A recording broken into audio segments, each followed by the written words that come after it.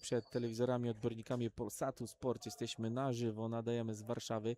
Od wczoraj do niedzieli mamy 3 turnieje, 3 prestiżowe światowe turnieje przed nami. 67 kg finał. Havard Jorgensen, Norweg, rywalizuje z Kirgizem Razakiem Bejszekejewem. O, tu Tak, mamy tak. od początku coś I tutaj ciekawego. proszę nie mrugać, gdyż zawodnik z Kirgistanu jest to prawdziwa petarda. Dzisiaj obserwowałem go na matach i tak jak jego tytuły wskazują, jest naprawdę mistrzem. Jest to aktualny mistrz świata do lat 23, w przeszłości był mistrzem świata do lat 17.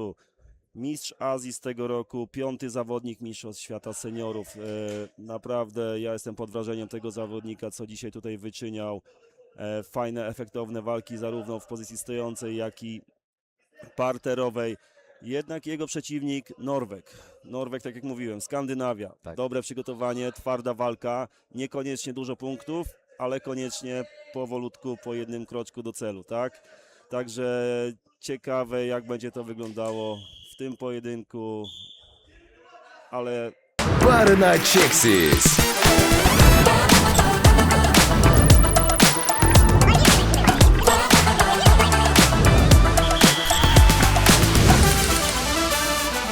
Barna Texas. przebieg tego turnieju, dotychczasowe walki wskazują dla mnie wyraźnego faworyta w postaci Kirgiza. No powiem, pierwsza minuta energetyzująca, która tutaj jest wielka, wielka praca. Oj, czasem przydarzy się właśnie tą pracą norweski Rambo. Norweski Rambo tak został uderzony głową. Widać, że już dzisiaj nie pierwszy raz po plastrze na czole, gdzie pewnie jest zakryta rana po wcześniejszych uderzeniach.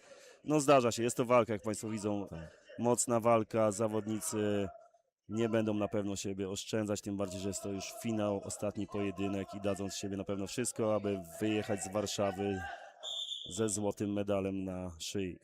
No to arbiter troszeczkę chce, żeby te głowy były Trochę studzi emocje, tak żeby chłodne, ale tutaj jest finał prestiżowego turnieju w prestiżowym momencie w tym czasie przygotowań, jak już wcześniej wspominamy, i Azja, i Skandynawia, i Ameryka.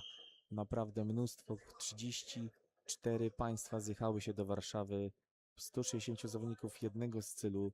Naprawdę jest to pod wrażeniem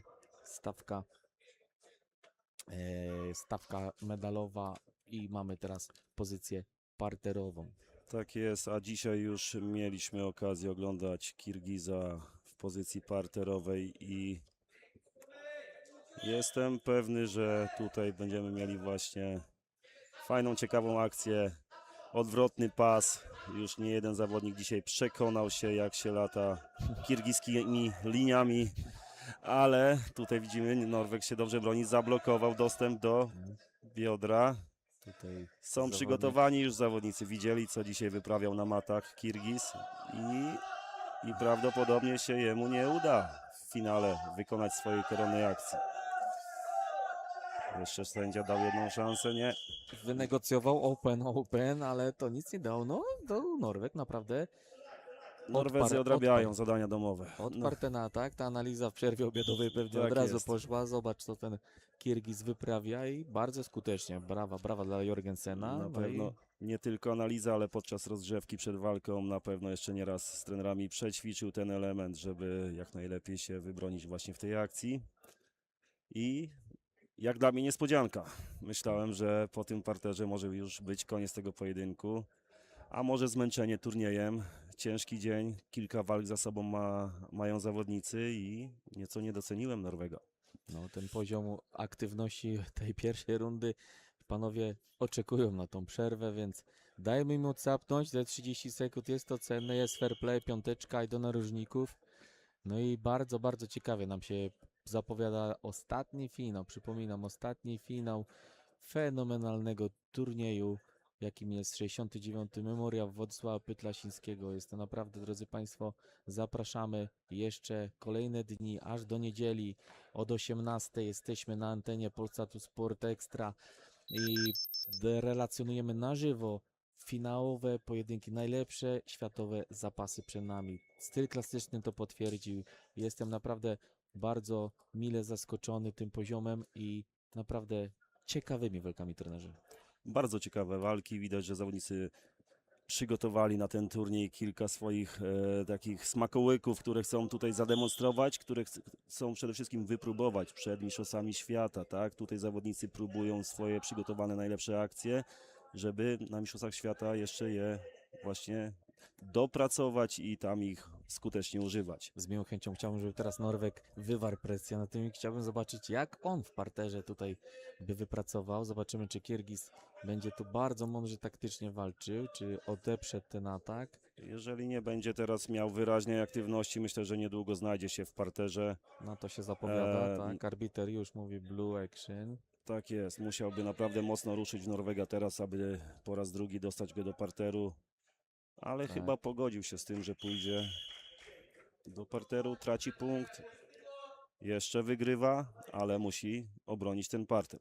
No i zobaczymy, jak Wikingowie, jak Skandynawowie, już tutaj mówiliśmy, to są naprawdę bardzo ciekawa stara szkoła skandynawska. Norwegowie tutaj mogą mieć złoty medal, ale musi Jorgensen wykonać coś nietuzinkowego na tego Kirgiza.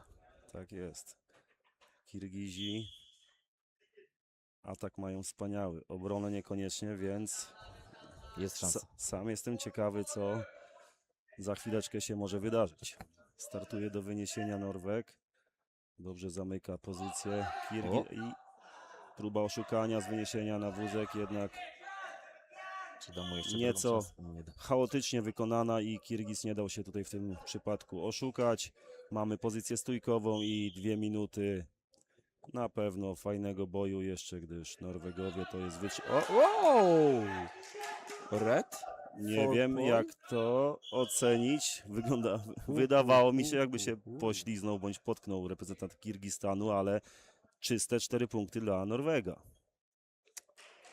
No, Chyba, że tam szczerze, gdzieś było jakieś podcięcie niedozwolone, ale z naszej perspektywy wyglądało to na piękne 4 punkty.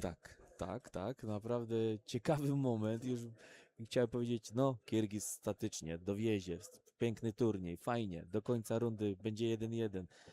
Pierwsza runda ciekawa, ale jednak ta taktyka nie sprawdziła się, ponieważ mamy tu bardzo ciekawy moment. Ale powiem szczerze, dla ciekawości tego pojedynku Tak, chcielibyśmy, żeby... chcielibyśmy, żeby te punkty były uznane, bo Kirgiz na pewno wtedy ruszy i jeszcze pokaże. Wydaje mi się, patrząc na powtórkę tutaj z boku na telebimie, że po prostu zawodnik norweski wykonał napór, a Kirgiz potknął się.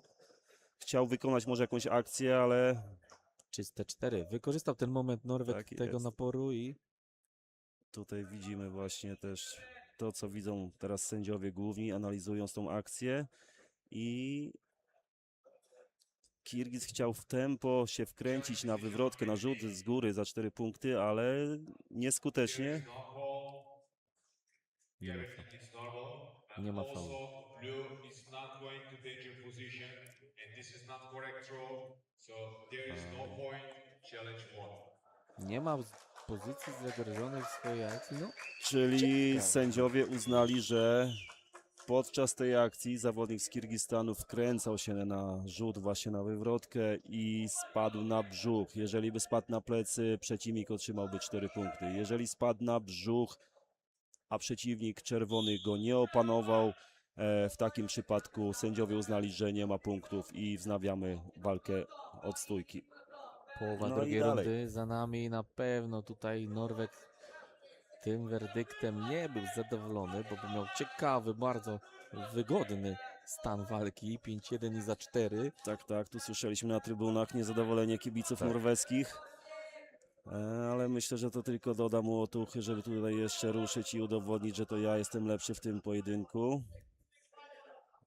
Zobaczymy, reprezentant Kirgistanu już postawił tylko i wyłącznie na obronę. Nie chce atakować, a to nie jest ich domena. Stanie w defensywie. Norweg na pewno nie odpuści, na pewno jest wytrzymałościowo dobrze przygotowany, pomimo że to jeszcze jest okres, w którym mają prawo być nogi i ręce zamęczone. Tak, ostatnie 45 sekund, 3 kwadranse. No nie. Przeciwnik już widać kontroluje nadgarstki, kontroluje ręce, ale końcówki rządzą się swoimi prawami. Tutaj naprawdę jeszcze może się coś wydarzyć, aczkolwiek widzimy teraz to zmęczenie. Widzimy te już opuchnięte ręce, które odmawiają posłuszeństwa. No tutaj troszkę Norweg chce to sprawdzić, że go blokuje. No troszkę takie zachowanie, które no, nie podoba się pewnie jemu samemu, no ale nie daje mu Kirgis mądrze. Ten nadgarstki tam gdzieś Tak, Norweg przechwycił, sugeruje, szuka że faulu. tak, że łapał za palce, tak, że blokował palce, co jest niedozwolone. Aczkolwiek powiem tak, z punktu widzenia taktycznego Norweg, przepraszam, nic nie traci. Jeżeli nawet teraz straci punkt, to i tak musi wykonać jedną akcję, tak? tak Może musi chciał wykonać. odpocząć jeszcze na te ostatnie 20 sekund, zebrać siły, aby zaraz ruszyć swojego przeciwnika. Zobaczymy. I takie taktyki już widzieliśmy na wielu turniejach, więc to jest sytuacja, w której nie ma nic do stracenia, tak? Nawet przy utracie punktu z challenge'u musi zrobić jeden punkt, który da mu zwycięstwo. Sędziowie Tutaj tam negocjują, z kierownikiem Maty. ale jak widać chyba nic, nie doszukali się żadnego faulu. Za palce zawodnik z Kirgistanu tutaj skutecznie blokował wszelkie ataki przeciwnika. There is no foul. Tak jest, nie ma faulu. Czyli tak jak mówiliśmy, punkt dla Kirgiza. Jednak 23 sekundy, zawodnicy nieco odpoczęli i teraz na pewno przeciwnik ze Skandynawii mocno ruszy. 23 sekundy tego finału. Drodzy Państwo, będziemy wiedzieć, kto jest ostatnim mistrzem memoriału Władysława Pytlasickiego. Złoto czy do Kirgistanu, czy do Norwegii pojedzie. Jeszcze szuka swojej szansy Norweg, jeszcze próbuje, widzimy tutaj zawodnik Kirgistanu skutecznie blokuje, nie daje się złapać w klamrę, z której można by było wykonać skuteczną akcję techniczną i tym samym złoto jedzie do Azji. Nie było łatwo reprezentantowi Kirgistanu, bardzo brawa również dla Norwega, ale złotym medalistą w kategorii do 67 kg zostaje Razak Bejsekajew. Trenerze, bardzo dziękuję za eksperckie słowo, za dodatkowe motywacje tutaj, jeśli chodzi o te pojedynki emocjonujące. Za nami, drodzy Państwo, styl klasyczny, 69. Memoriał Władysława Pytlacińskiego w pojedynkach się zakończył.